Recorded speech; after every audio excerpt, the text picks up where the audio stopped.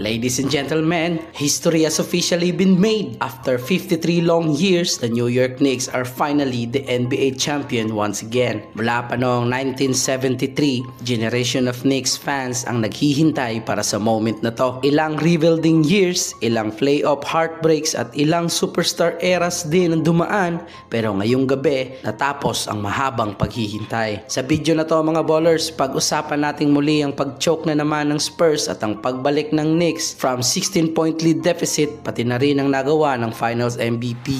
Fans, this is not a dream. Your long wait has ended. Malamig ang simula ng Knicks. Sa first quarter, 4 out of 22 lang sila from the field. Meanwhile, dating gawi para sa Spurs, they look comfortable at nangunguna pa rin sa scoring. Kontrolado nila Victor Wembanyama at ng team ang early pace ng laro, taking a 23-13 lead sa first quarter. At sa puntong yon, mostly sa atin ay masasabing mukhang may chance pa ang San Antonio na pahabain ng series. Pero kung ikaw ay San Antonio fans, kakabahan ka talaga dahil alam mong may pusong kampiyon ng Knicks and know how to survive a bad start, at ilang beses na rin nilang pinagdaanan ang ganitong senaryo. Hindi sila nagpanik, hindi sila basta sumuko, at yun mismo ang ipinakita ng New York Knicks. At dito na nga nagsimula ang Jalen Brunson effect.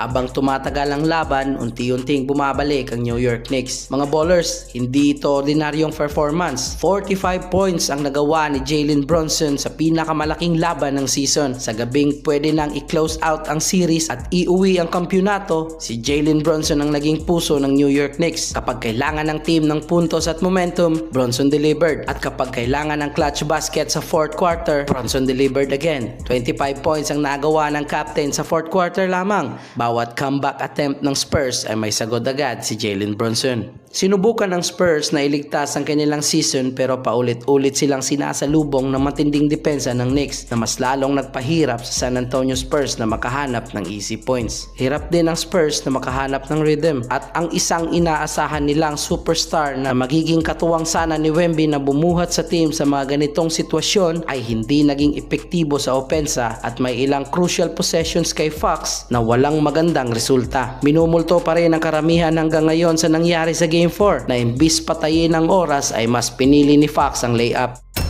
Naging J.R. Smith pa nga para sa akin lang mga ballers. Mas naging epektibo at maayos pa ang laruan ni Dylan Harper. Kitang-kita natin ang mga naiambag nito throughout the playoffs. Sa kasamaang palad ay mas pinili pa ng team na umasa kay De'Aaron Fox. At habang tumatakbo ang oras, lalong lumalakas ang kapit ng Knicks sa kanilang pangarap na kampyonato. And Wemby with his final 3-pointer of the season, hindi na talaga pinalad ang San Antonio Spurs. At nang tumunog ang final buzzer, tapos na, kampiyon na ang New York Knicks. Isang team na maraming pinagdaanan, maraming taon ng paghihintay, at ngayon nasa tuktok na sila ng liga.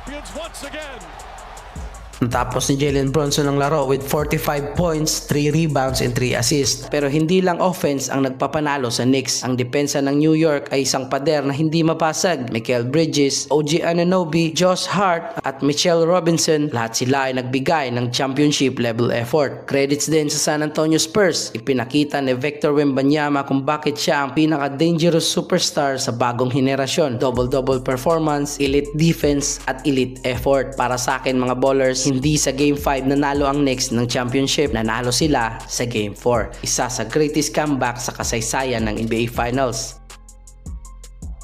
At sa wakas, tapos na ang mahabang paghihintay ng New York Knicks. Sila ang naging 2026 NBA World Champions. Pinangunahan ni Jalen Brunson ng Knicks sa isang makasaysayang playoff run at tinapos ang final sa isang performance na hindi basta-basta makakalimutan. Sa gabing ito, naisulat ang pinakabagong kabanata ng kasaysayan sa New York. Para naman sa San Antonio Spurs, hindi ito ang ending. Isa pa rin silang batang kupunan na puno ng talento. Sa pangunguna ni Victor Wembanyama ng kanilang batang core, malinaw na malaking panalo to para sa kanilang franchise. Maaaring hindi nila nakuha ang kampyonato this year, ngunit napatunayan nila na isa sila sa pinakamalakas na kupunan sa NBA, at siguradong babalik na mas gutom at mas handa na sa susunod na season. At sa lahat ng New York Knicks fans, congratulations! And this is Ballers TV. Thank you for watching.